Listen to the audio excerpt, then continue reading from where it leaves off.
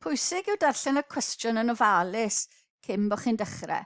A'r geiriau ni angen bod yn ofalus o yw graff am yr un gynta. Ni fod yn gyffyrddus ar beth mae fe'n golygu i fraslunio graff. Wedyn mae'r gair logarithmau gyda ni, bod ni'n gwybod beth yw logarithmau, a bod ni'n gallu datrys hafaliad. Beth mae fe'n golygu i ddatrys hafaliad. Felly, yr un gynta, rhan A, brasluniwch graff y yn hafu 9 i'r pŵer x. 9 i'r pŵer x. Ydy ni'n gwybod y gwahaniaeth rhwng ffwythiant esbonyddol, lle x i'r pŵer, a ffwythiant pŵer, lle x yw'r sail, a'r pŵer yw'r rhif yw'r cysonyn. Yn yr un gynta, y cysonyn yw'r sail, a'r y newidyn yw'r x. Yr x sy'n newid. Cyfeiriad mae'r x yn positif, neu x yn cynyddu, a beth sy'n digwydd yw'r ffwythiant. A wedyn yr ffwythiant pŵer, yr x yw'r newidyn, yr x sy'n newid, a'r a yw'r cysonyn, mae'r un pŵer gyda ni trwy'r amser. Felly, y gwahaniaeth rhwngddyn nhw. Ni angen i fraslunio, does dim angen graddfa yno ni, felly rhai penawdau bydd eisiau dangos ar y graff. Nodi'r echelynau yn gyntaf, x yn cynyddu o'r chwith i'r dde, a mynd trwy 0, a 0 yn y canol gyda ni, a y yn cynyddu o 0 i fyny. Does dim angen y negatif, achos mae 9 i'r pŵer unrhyw beth yn mynd i fod yn positif. 9 yn positif, 9 i'r pŵer unrhyw beth hefyd yn mynd i fod yn positif. Felly, braslun y graff, mae e'n edrych fel yna. Mae angen nodi pa graff i ni wedi llunio. Felly, labelu'r graff y yn haflu 9 i'r pŵer x. Mae'n mynd trwy'r pwynt pan mae x yn 0, mae y yn 1. Dychmygwch 9 i'r pŵer 0 yn mynd i fod yn 1.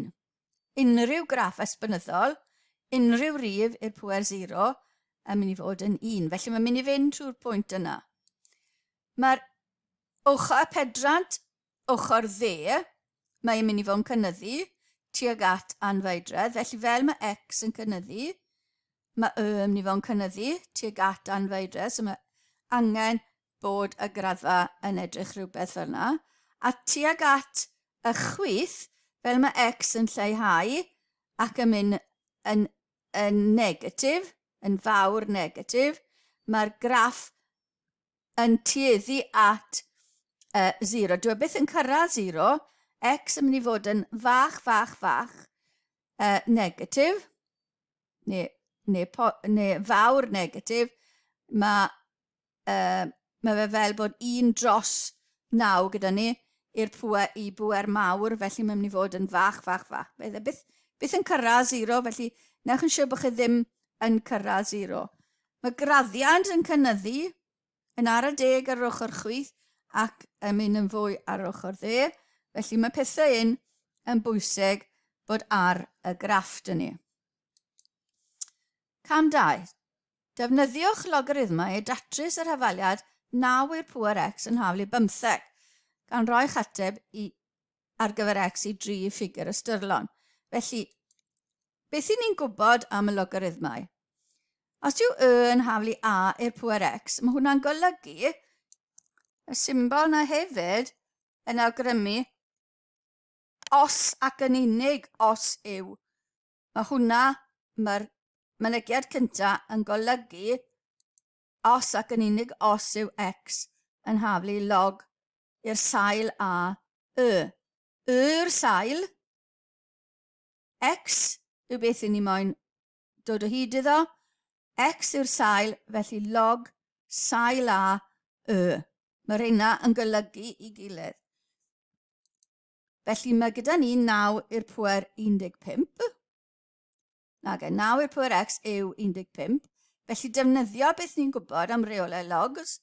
Felly x yw Mae hwnna'n golygu, y mynygiad cyntaf yn golygu bod x yn haflu y sail yw 9 a rhif y yw 15. Y sail yw 9,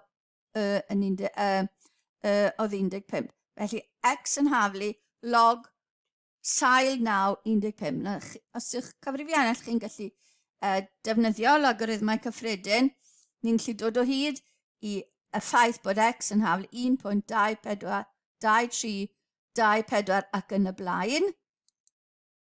Os nag yw'ch cyfrifiannau chi'n gallu creu logarithm cyffredinol, mae angen rhannu, defnyddio log 10, log 15, rhannu â log y sain i ddod o hyd i'r ateb. Gewch chi'r un ateb. Ond mae angen yn ateb ni 3 ffigur ystyrlon, felly 1.23 i 3 ffigur ystyrlon. Ydy hwnna'n ateb resymol?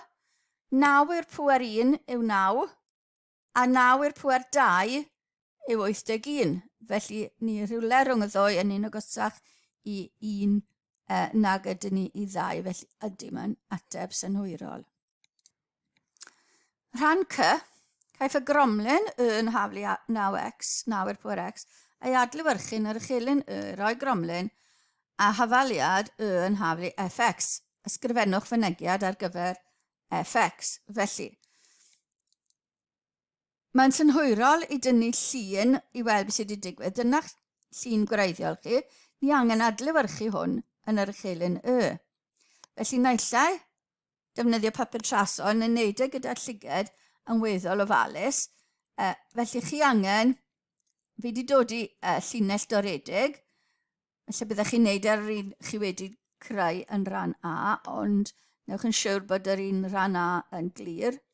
Felly, ni angen bod bob pwynt gyferbyn, y pwynt yna a'r pwynt yna sy'n gyferbyn, yn gyfartal bob ochr uchelyn Ni'n mynd trwy'r pwynt 1. Felly, beth sydd wedi digwydd yma yw bod yn haflu 9 i'r pŵer x, nawr yn mynd i fod yn i'r pŵer 9, yn haflu 9 i'r pŵer minus x. Minus x yw pob x sydd gyda ni yn yr un gwreiddiol. Felly f of x yn mynd i fod yn 9 i'r pŵer minus x. Neu, os ych chi moyn dod i fe mewn ffordd arall, mae pŵer minus yn golygu 1 dros, felly 1 dros 9 i'r pŵer x yw'n ffwythiant ni. Ni ddefnyddio bach o Geogebra i weld beth sydd wedi digwydd. Mae cwestiwn chi wedi ateb. Ni edrych gynta ar ffwythiant pŵer, a mae gyda fi fan hyn x i'r pŵer 1. Fi'n mynd i newid y pŵer, a chi'n gweld beth sy'n digwydd i ffwythiant pŵer x yn haflu unrhyw pŵer. Felly, yn haflu x sydd gyda ni fyna, symud y pŵer i 2, mae'n yn haflu x sgwar gyda fan hyn. Chi'n gallu gweld bod e'n gymesurol o gwmpas yr uchelyn Newid e i x cube, a mae gyda fi siap sy'n gyfateb i hwnna, a nawr mae'r siap, mae ganddo fe cymesuraeth cylchdro o gwmpas y tarf 180.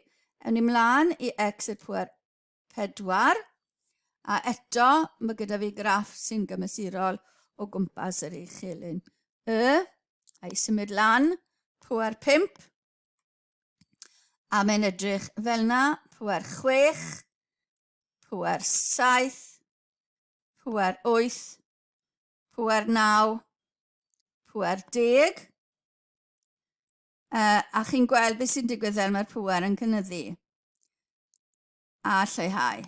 Felly, a fi mlaen nawr i hon, sef esbonyddol. So mae ffwythiant esbonyddol, dy fi mewn gwyrdd, mae 1 i'r pŵer x, 1 yw'r cysonyn, x yw'r newidyn.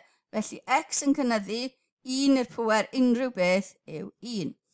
Os dwi'n newid hwnna, lle dda fi lawr, 0.7 wedwn ni, mae 0.7 i'r pŵer x yn edrych fel na. Llai fi'n lawr tym bach fwy. mae bob tro yn mynd trwy'r pwynt 1. Os symudau fel lan, dyma bach fwy. 1.3 gyda fi fan hyn. Mae x 1.3 i'r pŵer x. X yw'r newidyn, cofiwch. Am ni edrych fel yna. A chi'n gallu gweld beth sy'n digwydd fel dwi'n symud y graff. Dwi byth yn cyrraedd yr uchelyn x. Mae'n cynyddu yr ochr dde. Mae'n mynd trwy'r pwynt 1. Yna'n tyn bach do. A chi'n gallu gweld mae'r graddiant yn mynd yn uwch ac yn uwch. Fi'n mynd i ychwanegu ffwythiant arall. X i'r pŵer x. X i'r pŵer x gyda fi fyna mewn oren. A beth sy'n digwydd i x i'r pŵer x? Felly mae y rhif gyda ni a'r pŵer yn newid. A beth yw'r cymhariaeth rhwng y tri yma? Cofiwch yr un gwyrdd yw'r un esbonyddol, yr un glas yw'r un pŵer. Mi'n ddod ar un pŵer lawr i 5, i chi gael gweld beth sy'n digwydd. Fi'n mynd i ddod ar un esbonyddol lan i pŵer 5. Felly mae mwy serth, a fi mo'n gweld y cymhariaeth rhwng y tri yma. Fi methu, does dim cysonyn dy fi yn x i'r pŵer x, felly fi'n gallu gweld beth sy'n digwydd. Fi mo'n gweld beth sy'n digwydd tuag at anfeidredd. Felly fi'n mynd i newid y graddiant, ar y funed maen nhw 1 i 1, felly ni wedi newid yr graddiant 1 i 10. A fi'n mynd i symud e draw a dod â fe mewn. Chi gael gweld beth sy'n digwydd tuag at anfeidredd. Felly mae'r tri o nhw ar wahân, dal ar wahân, fel mae nhw'n mynd tuag at yn anfeidredd. Ni'n newid hwnna to nawr i 1 i 100.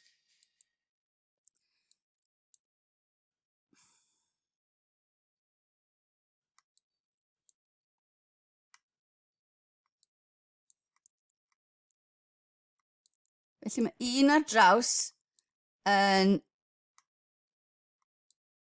cyfateb i 100 i fyny, 1 i 100.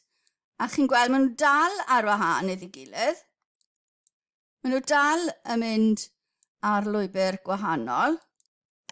Ond beth sy'n digwydd os dwi'n mynd i 1 i 1000? Yn digwydd, fi'n mynd o 1 i 1000. Wel, mae rhywbeth diddorol iawn yn digwydd ar y pwynt lle mae x yn haflu 5.